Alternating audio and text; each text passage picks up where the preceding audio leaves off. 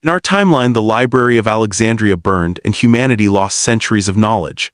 But in another timeline, one different decision by a single librarian in 48 BC changed everything.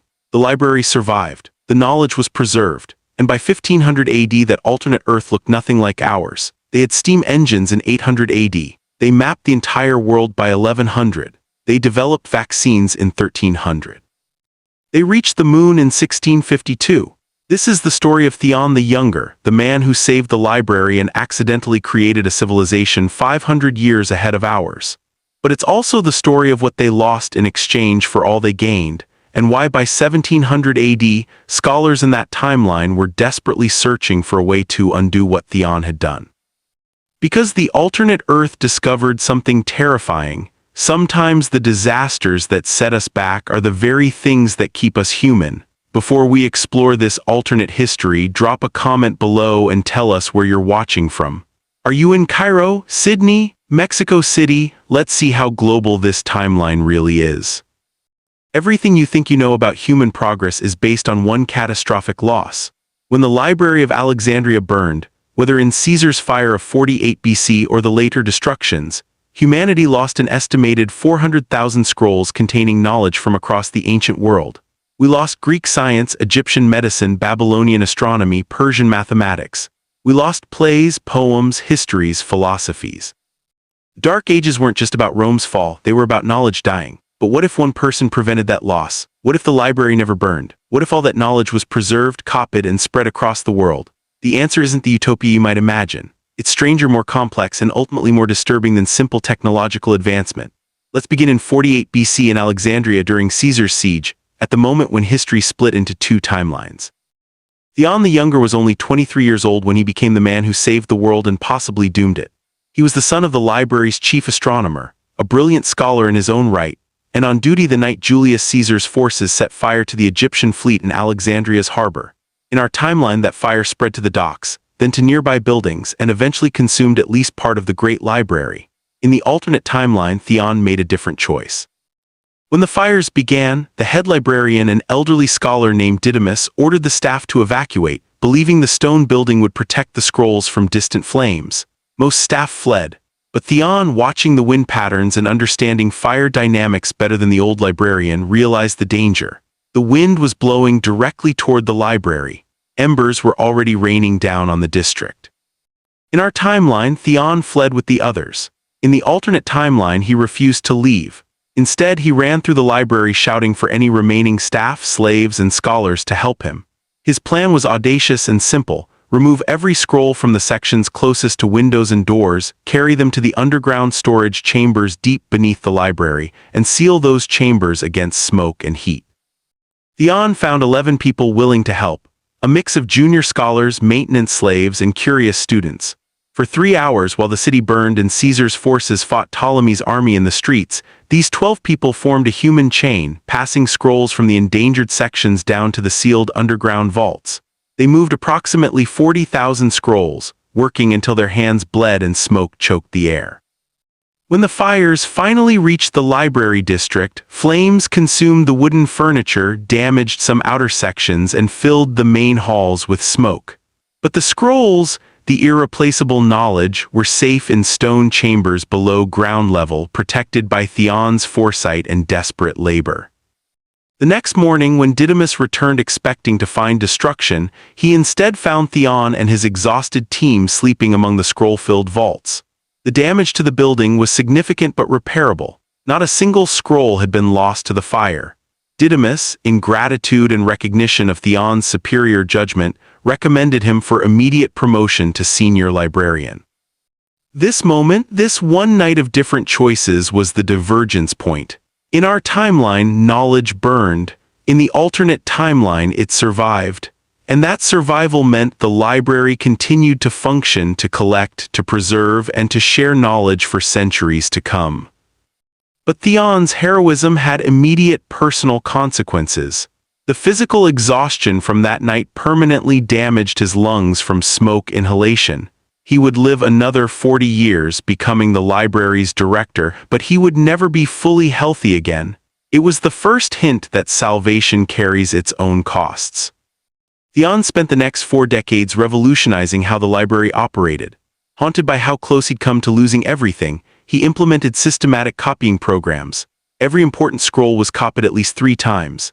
Copies were sent to libraries in Rome, Athens, Pergamon, and new satellite libraries Theon helped establish in Carthage and Constantinople. He created what was essentially the world's first distributed knowledge network. By the time Theon died in 8 BC, the library held over 700,000 scrolls, had sister libraries in 12 cities, and had trained hundreds of librarians in preservation techniques. The knowledge of the ancient world wasn't just preserved in one location, it was redundantly backed up across the Mediterranean. The library had become anti-fragile. More importantly, Theon had changed the culture of scholarship. The library was no longer just a repository but an active research institution. Scholars didn't just read old scrolls, they conducted experiments, tested theories, and wrote new works that added to human knowledge. The scientific method, which in our timeline developed gradually over centuries, was being formalized in Alexandria by 10 AD. By 200 AD, the effects of the library's survival were becoming undeniable. While our timeline saw the decline of classical knowledge and the beginning of Rome's slow collapse, the alternate timeline experienced an unprecedented intellectual explosion. The library had become the beating heart of a civilization that valued knowledge above almost everything else. Hero of Alexandria, who in our timeline created clever mechanical toys, in the alternate timeline developed the first practical steam engine in 175 AD. He wasn't working alone but was building on a century of preserved engineering knowledge and active experimentation. His steam engine, called the fire wheel, could pump water from mines and power grinding mills. It wasn't as efficient as later designs, but it worked, and it proved the concept. Medical knowledge advanced even faster. Physicians had access to Egyptian surgical texts, Greek anatomical studies, and Persian pharmaceutical knowledge all in one place. By 220 AD, Alexandrian doctors understood germ theory, not with microscopes, but through careful observation and experimentation with sterilization techniques preserved in ancient texts. They developed proto-antibiotics from mold cultures, a discovery that saved countless lives. Astronomy and mathematics flourished spectacularly.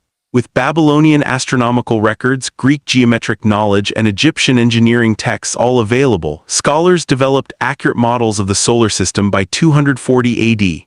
They knew the Earth was round and rotating. They calculated its circumference within 2% accuracy. They mapped the stars with unprecedented precision. Perhaps most significantly, the culture of scholarship spread beyond Alexandria. The network of libraries Theon had started expanded across the Mediterranean and beyond. By 300 AD, there were 47 major libraries from Britannia to Persia, all sharing knowledge, all copying and distributing texts, all hosting scholars who traveled between institutions. The social effects were profound. Literacy rates were 10 times higher than in our timeline. Education was more valued than military conquest. Wealthy families competed to fund research rather than armies. The Roman Empire, instead of collapsing into military dictatorship, evolved into something resembling a technocratic republic where intellectual achievement brought more prestige than military victory. But there were already warning signs of unintended consequences. The rapid pace of technological change was disrupting traditional societies.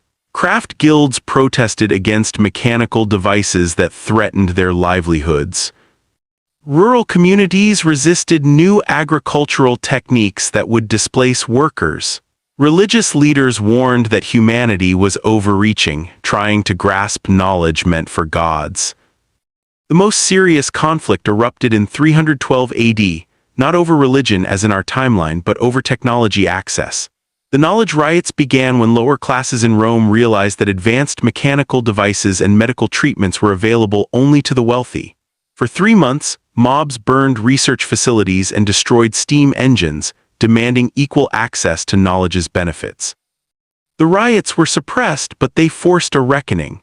The Emperor Constantine, facing a civilization divided between knowledge haves and have-nots, made a radical decision.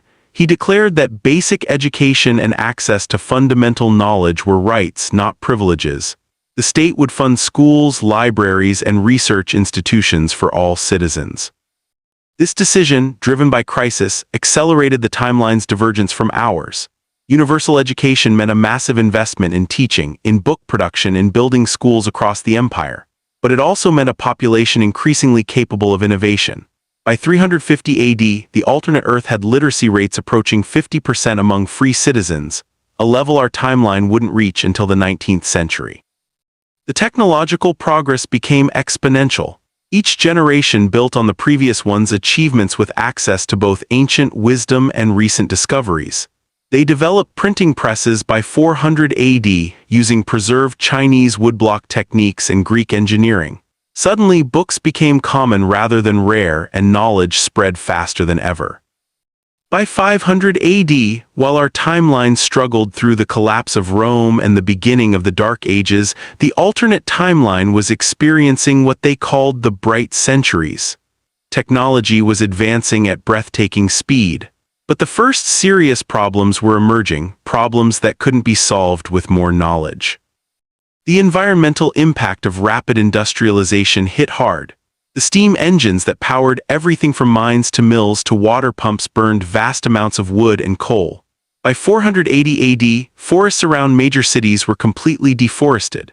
Air quality in Alexandria, Rome, and Constantinople was terrible, with smoke-related respiratory diseases becoming epidemic. Scholars recognized the problem. They had the knowledge to understand cause and effect. But they couldn't stop the industrial expansion because entire economies now depended on it.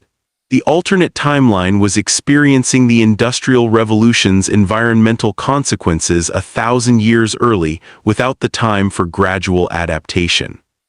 Social problems multiplied. The universal education mandate created a population with expectations that couldn't be met. Unemployment rose as machines replaced human labor faster than new jobs could be created. The wealth gap between factory owners and workers widened despite the society's supposed egalitarian ideals. Class tensions simmered continuously. Most disturbing was the psychological toll. A philosopher named Hypatia, the third descendant of the famous mathematician, wrote in 490 AD about what she called knowledge sickness, a form of depression and anxiety she observed in highly educated populations. People knew too much, she argued. They understood the vastness of the universe, the insignificance of human life, the ultimate futility of individual effort. This understanding, without the comfort of simple religious faith or ignorance, was crushing spirits. Suicide rates among scholars were extraordinarily high. The more people learned, the more they grasped how little any individual mattered. The library's greatest gift, knowledge, was becoming a curse for those who possessed too much of it. Religious movements began appearing that advocated for deliberate ignorance, for burning books, for returning to simpler times. The intellectual elite dismissed these movements as regressive, dangerous, ignorant. But they were responding to a real problem. Rapid advancement was breaking the social fabric. People needed time to adapt, to find meaning in a changing world, to develop new philosophies that could accommodate both knowledge and hope. By 525 AD, a crisis point approached. A charismatic preacher named Tertius began a movement called the Simple Path, advocating for the destruction of all technology beyond basic agriculture and simple tools. His followers numbered in the millions. They saw the pollution, the unemployment, the spiritual emptiness, and concluded that knowledge itself was the poison.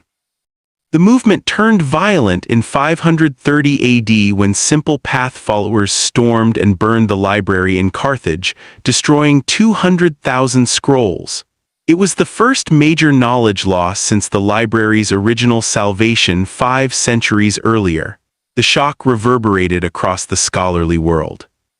The very thing Theon had prevented in 48 BC had finally happened in 530 AD. Not through accident but through deliberate choice by people who believed they were saving humanity from knowledge.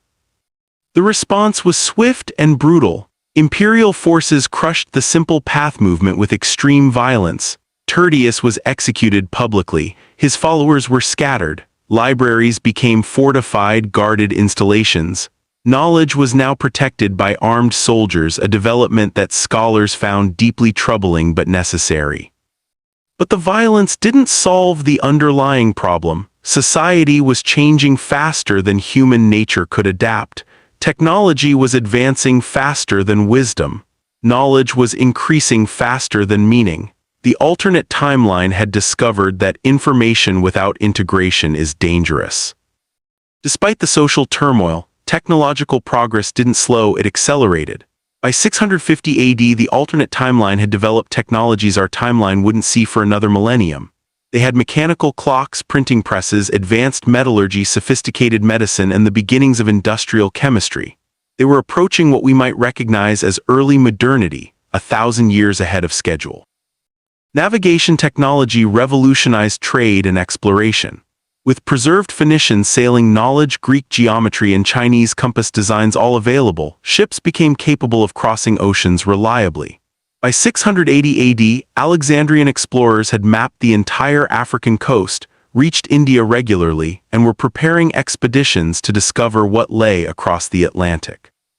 The expeditions succeeded in 695 AD, when an explorer named Ptolemy reached the Americas, nearly 800 years before Columbus in our timeline.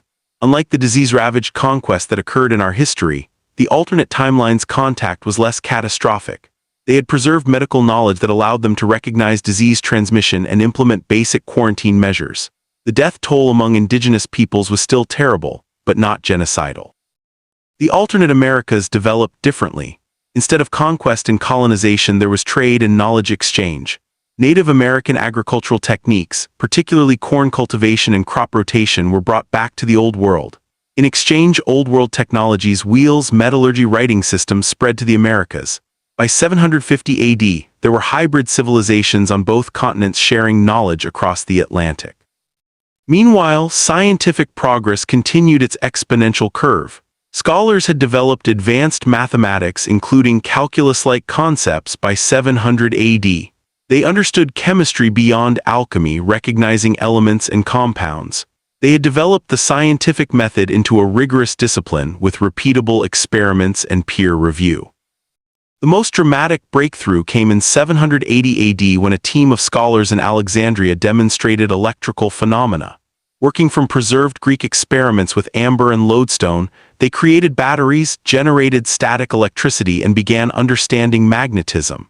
Within 20 years, they had crewed electric motors and were experimenting with electromagnetic induction. By 800 AD, the alternate timeline had mechanical looms powered by water wheels, chemical industries producing acids and dyes, widespread use of water and wind power, and experimental electrical devices. They were at what we might call an early industrial revolution level, achieved in the 9th century instead of the 18th. The population exploded. Better medicine, improved agriculture, and reduced infant mortality meant the population grew from 300 million in 600 AD to over 600 million by 850 AD. Cities expanded dramatically. Alexandria alone housed 3 million people. Infrastructure struggled to keep pace. Social stratification became extreme.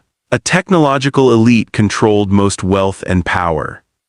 Despite universal education policies, practical control of advanced knowledge remained in the hands of a professional class.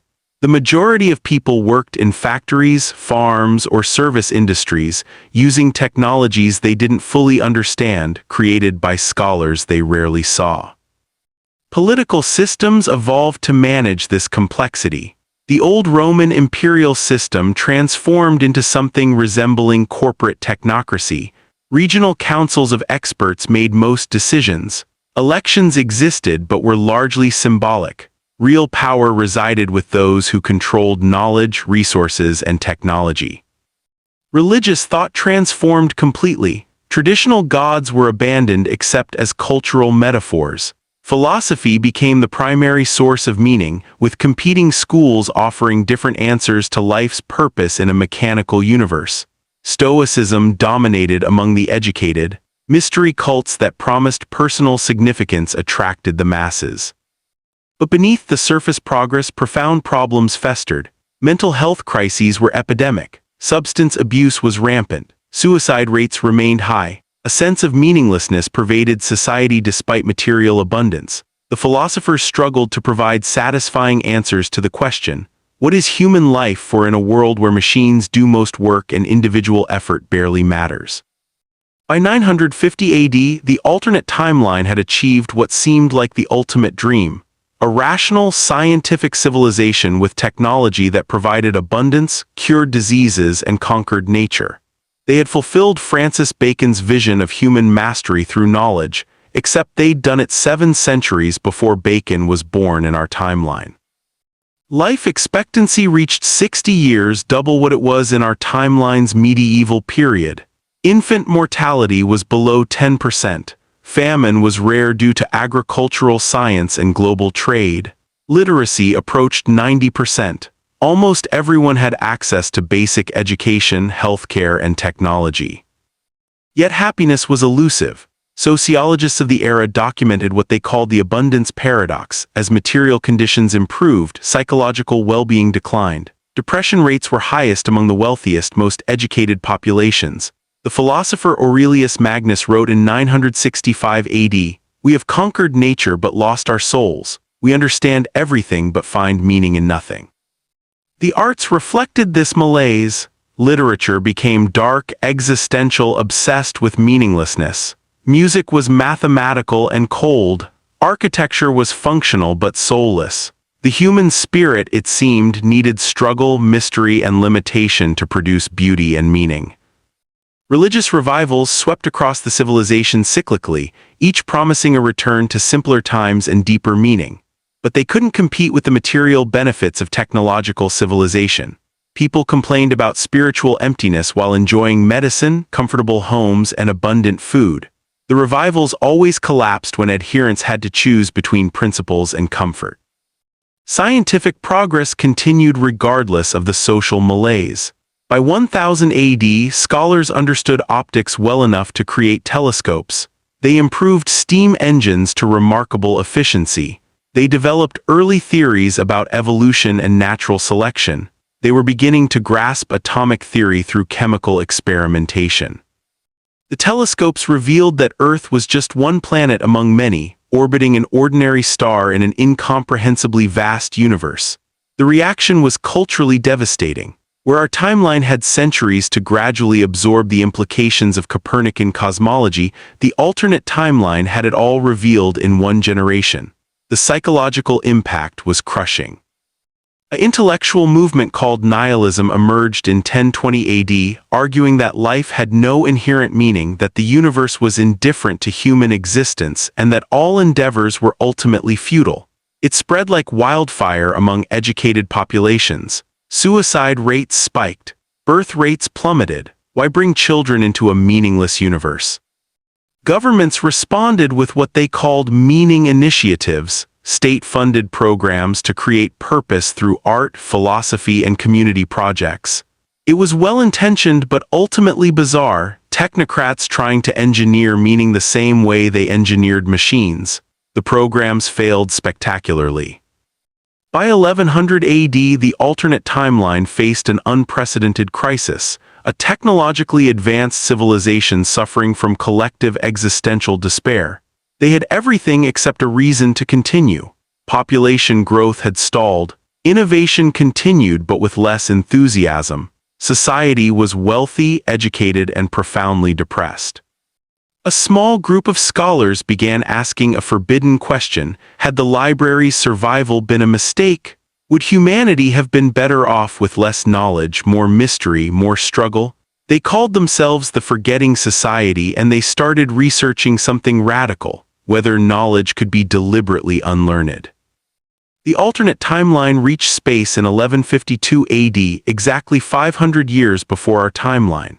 A team of Alexandrian engineers, building on centuries of accumulated knowledge about rockets, mathematics, and materials science, successfully launched a human being beyond Earth's atmosphere.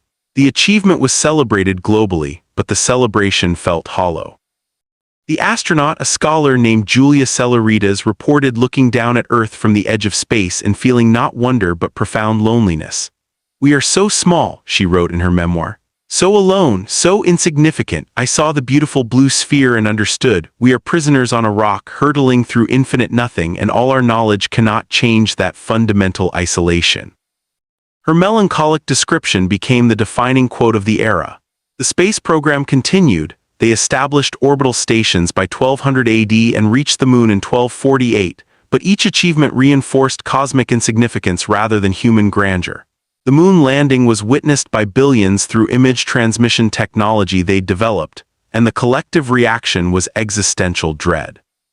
Meanwhile, technology accelerated into territory that began to seem like magic even to the engineers who created it. They developed primitive computers using mechanical logic gates by 1180 AD. They created artificial fertilizers through chemical synthesis by 1210. They had electric lighting in major cities by 1230. They understood genetics conceptually and were experimenting with selective breeding programs by 1250. Medical science reached the point where death itself seemed like it might be conquered. Life expectancy hit 80 years by 1270. Scholars speculated that biological immortality was theoretically possible, but the idea of living forever in a meaningless universe terrified more people than it excited. The Forgetting Society grew into a significant intellectual movement. Their argument was sophisticated. Humanity had evolved for specific conditions: struggle, mystery, limited knowledge, tribal communities, direct connection with nature. Modern civilization violated all these conditions. Technology solved problems faster than meaning could be found in new contexts. Perhaps some knowledge should be unlearned, some technologies abandoned, to restore human psychological health. Mainstream scholars called this regressive, dangerous, stupid, but they couldn't deny the data. People in less technologically advanced regions reported higher life satisfaction. Communities that rejected modern conveniences showed lower depression rates. Ignorance, it seemed, might actually be bliss. By 1300 AD, the alternate timeline had fractured into competing visions. The progressives argued for continued advancement, believing new technology would eventually solve psychological and social problems. The conservatives wanted to freeze technological development at current levels while society adapted. The regressives, growing from the Forgetting Society, advocated for deliberate simplification and knowledge restriction. The conflict turned violent in 1315 AD when regressive forces destroyed a research facility developing artificial intelligence concepts. 37 scholars died. The act sparked outrage but also sympathy. Many people secretly agreed that some knowledge was too dangerous, some technologies too destabilizing. A civil war seemed inevitable. The alternate timeline, having solved material problems, was tearing itself apart over philosophical questions. What is human life for? How much knowledge is too much? Can technology replace meaning? Should it? The crisis peaked in 1342 AD when the alternate timeline's most influential philosopher, Marcus Philosophicus, published a work called The Unbearable Lightness of Progress. His central argument was devastating in its logic. Humanity had optimized for knowledge and power but ignored wisdom and meaning. The library's survival had accelerated technical knowledge while bypassing the cultural maturation that should have accompanied it.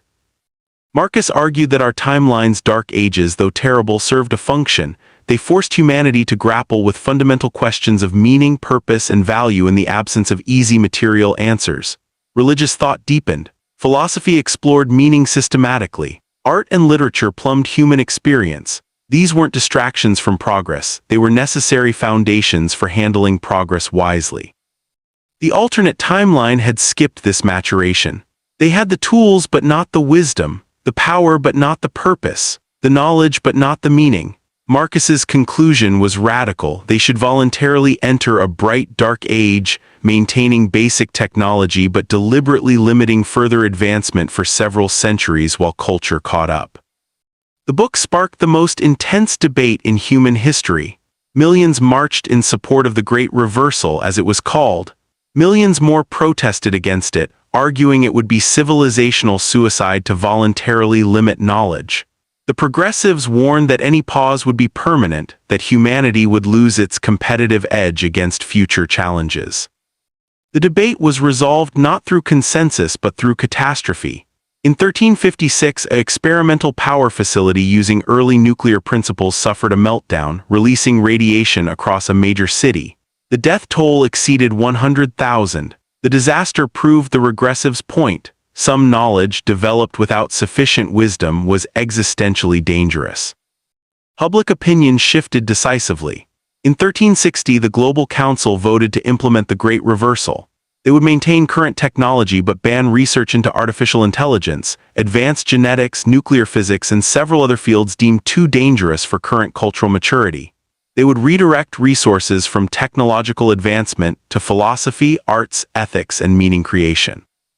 The implementation was extraordinary. Libraries were purged of certain advanced texts. Research facilities were converted to art studios and philosophy schools. Scientists were retrained as ethicists. The civilization that had sprinted technologically for 13 centuries deliberately chose to stop and reflect. The first century of the Great Reversal was chaotic. Technological enthusiasts sabotaged the restrictions. Black market research continued in secret. Brain drain occurred as top scientists fled to remote regions where research continued illegally, but gradually the cultural shift took hold. By 1450, the alternate timeline looked bizarre. Cities with electric lights and advanced medicine, but also thriving philosophical schools and spiritual communities. Technology that could support space travel but focused instead on sustainable living and human flourishing. A civilization that could have pursued infinite progress but chose finite sufficiency. Mental health improved dramatically. Suicide rates dropped. Birth rates recovered. Life satisfaction surveys showed increasing happiness despite technological stagnation. People reported feeling more connected, more purposeful, more human. The Great Reversal appeared to be working. But some scholars began to worry. Had they overcorrected? Were they romanticizing struggle and ignorance? Would future generations curse them for artificially limiting human potential? By 1600 AD, the alternate timeline had developed into something our timeline never imagined, a technologically sophisticated but spiritually grounded civilization. They had the material benefits of our 20th century but the community structures and meaning systems of our pre-industrial era. It was a genuine alternative modernity. Cities were designed around human flourishing rather than industrial efficiency. They had mass transit and clean energy but also community gathering spaces and green zones. Architecture combined advanced engineering with beauty and human scale. The goal wasn't maximum productivity but optimal livability. Education emphasized balance between technical knowledge and humanistic wisdom. Students learned mathematics and philosophy, engineering and ethics, science and art in equal measure. The ideal citizen wasn't just knowledgeable but wise, not just skilled but meaningful. Work had been reorganized around sufficiency rather than growth. With advanced technology, basic needs were easily met with limited labor. The culture valued leisure for creative and spiritual pursuits rather than viewing it as laziness. The concept of endless economic growth was considered psychologically damaging. Population had stabilized around 1 billion, far below what technology could support but considered optimal for planetary health and human quality of life. Birth rates were controlled through cultural norms and education rather than coercion. The emphasis was on living well rather than expanding endlessly. Scientific research continued but with strict ethical oversight. They maintained advanced medicine, sustainable agriculture, renewable energy, and information technology, but research into AI, genetic manipulation, and other potentially destabilizing fields remained banned. The culture valued stability over innovation. Politically, they had evolved into something resembling democratic technocracy with strong ethical constraints. Expert councils made technical decisions but were bound by ethically elected assemblies that set value priorities. Power was distributed to prevent concentration while maintaining competence. Religiously and spiritually, they had developed a sophisticated synthesis. Traditional religions evolved into philosophical systems compatible with scientific understanding. Mystery and meaning were cultivated deliberately through ritual, art, and community practices. The goal was to maintain wonder without requiring ignorance. By 1650, they achieved what might be called sustainable enlightenment, A civilization that was knowledgeable without being nihilistic, advanced without being destructive, sophisticated without being soulless. They had found the balance between progress and meaning. But some scholars wondered, at what cost? They had given up potential discoveries, limited human reach, accepted constraints on knowledge.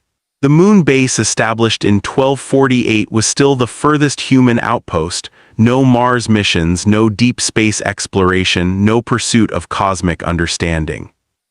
A new generation was emerging that hadn't experienced the crisis that led to the Great Reversal. They looked at the restrictions on research and saw not wisdom but cowardice. They argued humanity had overreacted, that the path forward was through more knowledge, not less. By 1680, intellectual tensions were rising again. The cycle was repeating, material contentment breeding desire for more, stability feeling like stagnation, sufficiency seeming like limitation. By 1700 AD, the alternate timeline faced a question that would define their future. Was their current state the peak of what humanity should aspire to, or was it a comfortable plateau that prevented reaching greater heights? They had solved material problems, found meaning, achieved sustainability. But had they neutered human ambition in the process? A movement called the Second Enlightenment emerged, arguing that the Great Reversal had been necessary but temporary. They believed society had matured enough to handle advanced knowledge responsibly. They wanted to lift research restrictions, resume space exploration, develop AI carefully, push boundaries again. They saw the current civilization as a garden when humanity was meant to be exploring galaxies. The opposition, now called equilibrists, argued that every generation thought it was wiser than previous ones, but human nature was constant. Lifting restrictions would restart the same destructive cycle: rapid advancement, social disruption, existential crisis. The current balance was precious and fragile. The debate revealed a fundamental tension in the alternate timeline's success. They had created a civilization so pleasant that it bred dissatisfaction. Material abundance and spiritual meaning weren't enough for the human spirit, which seemed to need either struggle or transcendence. Comfortable sufficiency felt like cage to those who dreamed of infinite possibility. Scholars began studying our timeline through theoretical physics that suggested parallel realities might be observable. They developed instruments that could detect quantum echoes from alternate timelines and discovered ours, a world where the library burned, where knowledge was lost, where humanity struggled through dark ages and then exploded into rapid industrial and technological development. Observing our timeline became an obsession. They saw our struggles, our wars, our environmental destruction, our inequality. But they also saw our achievements: moon landings driven by national competition, technological breakthroughs born from desperation, artistic and cultural flowering emerging from human suffering. Our timeline was messier, crueler, but also more dynamic. The observation led to a disturbing conclusion. Our timeline, despite losing the library, was in some ways ahead of theirs.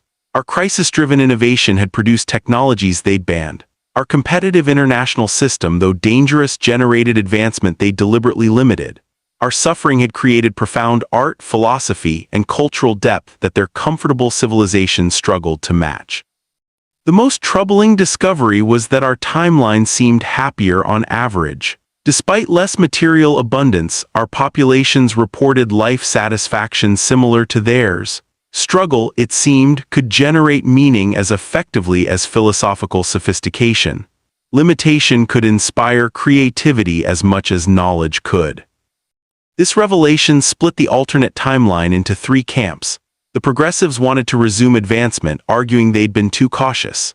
The equilibrists wanted to maintain current balance, arguing observation proved they'd chosen correctly.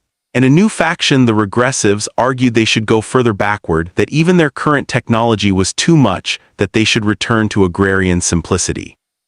The debate was still raging as of 1750 AD. No consensus emerged. Different regions adopted different approaches. Some remained stable, some resumed research, some simplified further. The alternate timeline, having unified around the Great Reversal, was fragmenting again. The final irony was discovered by a philosopher named Theon XVI, descendant of the original library savior. She wrote, My ancestor saved the library believing knowledge would save humanity. Perhaps it did, but perhaps the burning in the other timeline saved humanity differently, by forcing them to rebuild, to struggle, to find meaning through difficulty rather than abundance. We will never know if Theon the Younger's heroism was humanity's greatest blessing or greatest curse.